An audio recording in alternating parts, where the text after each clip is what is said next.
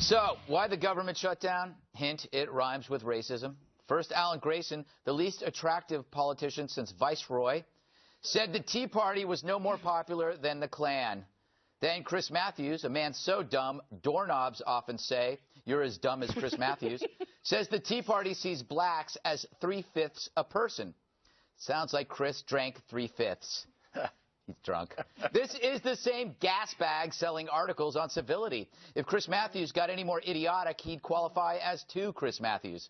Finally, mangy actor Chris Noth aimed at relevance by suggesting the Tea Party be horsewhipped this here, too. If President Obama is white, do we have a government shutdown? Probably not. I don't think they would. I don't believe it.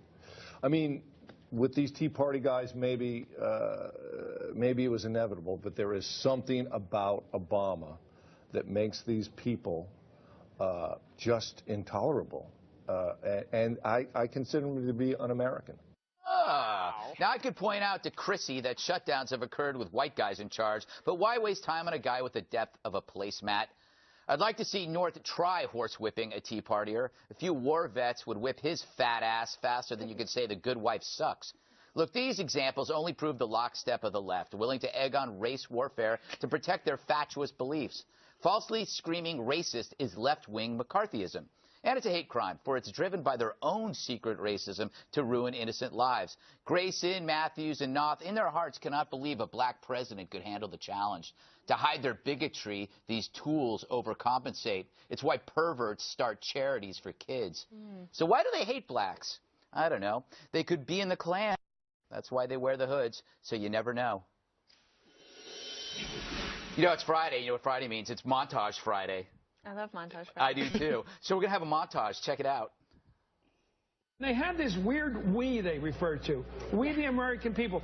Do they still count blacks as 3/5 of a vote? The Tea Party is no more popular than the Klan. When you start acting like you're committing domestic abuse, you've got a problem. This is all about a handful of people who got elected as Republicans, and the same way they fought as Confederates, they want to bring down the government and reform it. There's a body of congressional people that want to paralyze the system. I think what sits underneath it, unfortunately, is there's probably some racism involved, which is really awful. So, Bob, I try to remember. I've done my history. Weren't Klans, people in the Klan Democrats? What about Confederates? Most of them were. They started in Indiana, and it was not really a party affiliate, but mostly in the South they were. Yeah. But let me a couple points here. One. You've taken examples of 4 or 3 liberals, and all liberals are not do not agree with this by any means. But this is our 5 mantra that we take 3 examples and we make it the entire left. 5. And okay, 5. Excuse me. There's so many, Bob. We've been doing this for 3 years. And the other thing I will say, I very rarely defend Chris Matthews, but I will say this, that and I know you didn't mean it this way, but he's been sober for a number of years. Well, you know my point, but it's a good point, because I figured, why can't I be low? If he's calling essentially my beliefs racist, I don't care if he used to drink. I'm going to call him a drunk. Okay. Because the fact is, you know what's worse than being called a drunk? Being called a racist when you're not a racist. Yeah. I think actually that is as close as you can get to being called a pedophile in this modern day and age. So if he wants to call people racist, I'll call him a drunk, and I don't care if he drinks or doesn't drink. It doesn't matter to me. There's absolutely no reason or is there any indication of racism on the part of the Tea Party that I've seen, and I think that they have gone way overboard in making these comments, and they do not represent the liberals in this country. All right. Fair enough. Dana, thoughts? I am worried that it does represent a lot of thinking, but a lot of people wouldn't say it. A lot of people don't say things like that in polite company. It has become acceptable to think of a Tea Party member as someone that is 3/5 a person. Yeah. It is acceptable to ridicule them and to speak with it and to scoff and to turn up your nose and to get a disgusted look on your face anytime you say Tea Party. That's become acceptable. But you look at their campaign tactics. It's obviously working for them. Yeah, it's true. Eric, the fact is the Tea Party, it's an amorphous. You don't have these Tea Party leaders like you do in other parties. It's an amorphous based on principle, not power. Why is that offensive? I think I'm not sure it's offensive. I think it's dangerous. I think they saw what happened in 2010. They're worried about the same thing happened in 2014. So what's the only defense? You can't call them pedophiles because there's no basis for it. But you can say racist, and you'd be. Oh, you tore Matthews apart. Well done. Oh, thank you. Well done and accurate. He was off base doing it. I'm not sure why Matthews did it. Grayson, I literally think that guy's medicated. Grayson is just one of the wackiest people in Congress. I can't imagine how he got back in.